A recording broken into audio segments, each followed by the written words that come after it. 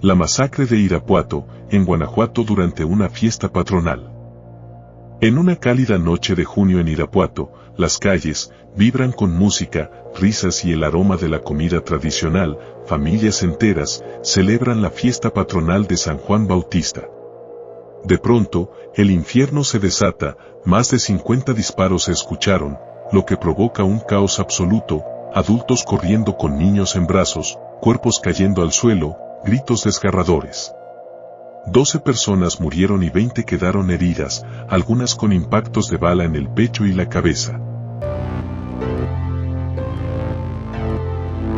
Esto es Suceso Criminal.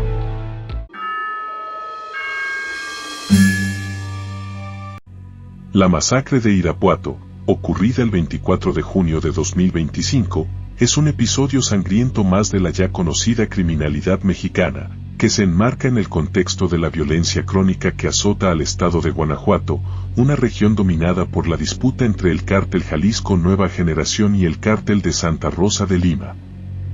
Esta rivalidad, que se remonta a años atrás, ha convertido a Guanajuato en el estado más violento de México, con más de 1.435 homicidios registrados solo entre enero y mayo de 2025.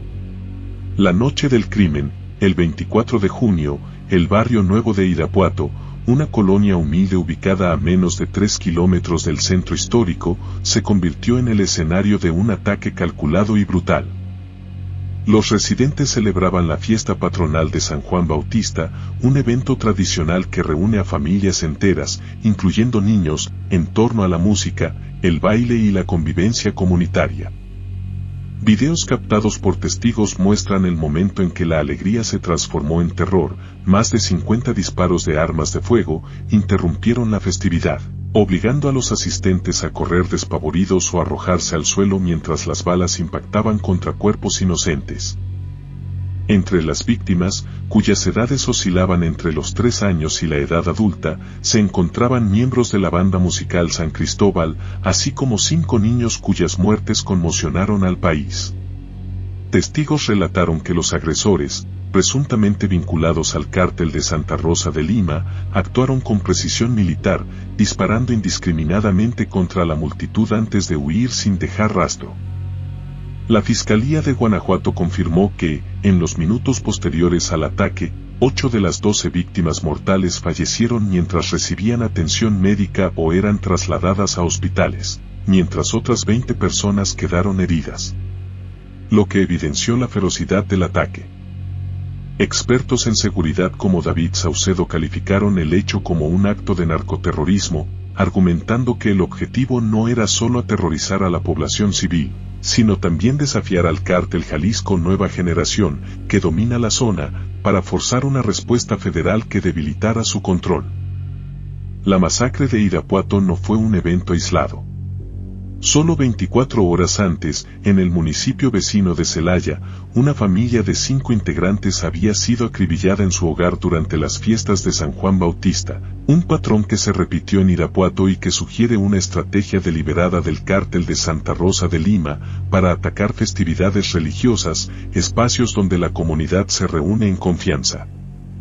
Días antes de la masacre, el ejército mexicano había detenido a familiares de José Antonio Yepes Ortiz, el Marro, líder histórico del CSRL. Esto provocó una ola de violencia en Celaya, con quema de vehículos y bloqueos. El ataque en Irapuato podría ser una represalia por estas acciones, una táctica común de los cárteles para presionar al gobierno. La presidenta Claudia Sheinbaum, aunque reconoció la gravedad de los hechos, insistió en que Guanajuato mostraba una disminución en homicidios. En este caso en realidad fue un enfrentamiento, pero lamentablemente fallecieron niños. Entonces es muy lamentable lo que ocurrió, se está haciendo la investigación y se va a seguir trabajando ahí en conjunto con la gobernadora, hasta donde se puede trabajar conjuntamente, y también las fuerzas federales haciendo su trabajo. Una afirmación que contrastó con los datos oficiales que ubican al Estado como el más violento del país en 2024, con 3.151 asesinatos. Mientras las autoridades prometían investigaciones y operativos conjuntos, los residentes de Irapuato enterraban a sus muertos bajo la sombra de una pregunta sin respuesta: ¿hasta cuándo? ¿La violencia seguirá tomando fuerzas en México? ¿Será que las autoridades no frenarán jamás la ola de criminalidad? Deja tu opinión en los comentarios. Haz clic en el pulgar arriba, comenta y comparte con todos tus conocidos. Activa la campana de notificaciones para que te avise de un nuevo episodio de Suceso Criminal.